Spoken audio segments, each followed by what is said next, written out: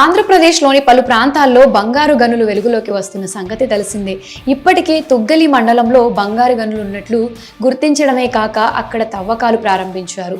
ఇదిలా ఉండగా తాజాగా జియోలాజికల్ సర్వే ఆఫ్ ఇండియా అధికారులు కర్నూలు జిల్లా ఆస్పరి మండలంలో కూడా బంగారం గనులున్నాయని ప్రాథమికంగా నిర్ధారించారు. సాధారణంగా కర్నూలు అనగానే అందరికీ వజ్రాల వేటనే గుర్తుకు వస్తుంది. వర్షాకాలం ప్రారంభంలో రైతులతో పాటు రైతు కూలీలు, చుట్టుపక్కల ప్రాంతాల వారు వజ్రాల వేట కొనసాగిస్తూ ఉంటారు. అయితే వారందరినీ ఆశ్చర్యానికి గురి చేస్తూ ఇక్కడ బంగారు గనులు వెలుగులోకి రావడం సంచలనంగా మారింది. ఈ నేపథ్యంలో బుధవారం నిర్వహించిన రాష్ట్ర జియోలాజికల్ బోర్డు సమావేశంలో కర్నూలు జిల్లా డిటి రాజశేఖర్, నంద్యాల జిల్లా ఏడి రామచంద్రలకు సర్వేల వివరాలు తెలియజేశారు. ఆస్పరి మండలంలోని పలు గ్రామాల్లో బంగారం నిక్షేపాలు ఉన్నట్లు ప్రాథమికంగా అంచనా వేసింది. అక్కడ లభ్యమయ్యే బంగారం, ఖనిజ నిల్వల పరిమాణం, నాణ్యత, ఎంత విస్తీర్ణంలో ఉన్నాయి అటువంటి ఇతర అంశాలను నిర్ధారించడానికి వీలుగా సమగ్ర సర్వే చేయాలని జిఎస్ఐ అధికారులు నిర్ణయించారు. ఇక తమ గ్రామంలో బంగారు గనులు వెలుగు చూడడంతో ఆ ప్రాంతం వాసులు హర్షం వ్యక్తం చేస్తున్నారు. అంతేకాక ఆస్పరి మండలంలో బంగారు గనులు వెలుగులోకి రావడంపై ఈ ప్రాంతాల్లో తవ్వకాలు చేయడం లాభదాయకమా కాదా అన్న విషయాన్ని కూడా తేల్చనున్నారు జిఎస్ఐ అధికారులు. అందుకు అనుగుణంగా ప్రస్తుత ఆర్థిక సంవత్సరంలో సర్వేను పూర్తి చేయాలని జిఎస్ఐ భావిస్తోంది. దీంతో పాటు తాడిపత్రికి 12 కిలోమీటర్ల దూరంలో గ్యాస్ నిక్షేపాలు ఉన్నాయని, వాటి పరిణామాన్ని అంచనా వేసేందుకు ఓఎన్జీసీ సంస్థ సైతం సర్వే చేపట్టనుంది.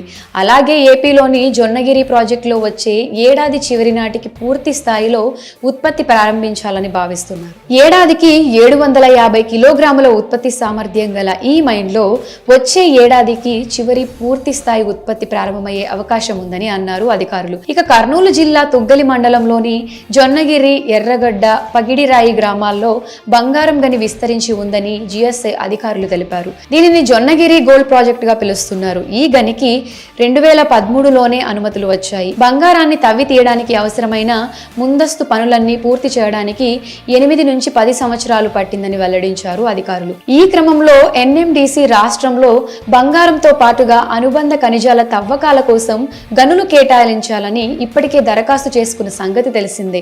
కర్నూలు, అనంతపురం, నెల్లూరు జిల్లాల్లో గనులు ఉన్నట్లు జిఎస్ఐ అధికారులు గుర్తించారంట. వీటిలో కర్నూలు, అనంతపురం జిల్లాల్లోని పెరవలి, బేతపల్లిలో పాటుగా చిత్తూరు జిల్లా రాజగొంగపల్లి, నెల్లూరు జిల్లా కోనేటి రాజుపాలెం గనుల బ్లాక్లను కేటాయించాలని దరఖాస్తు చేశారట.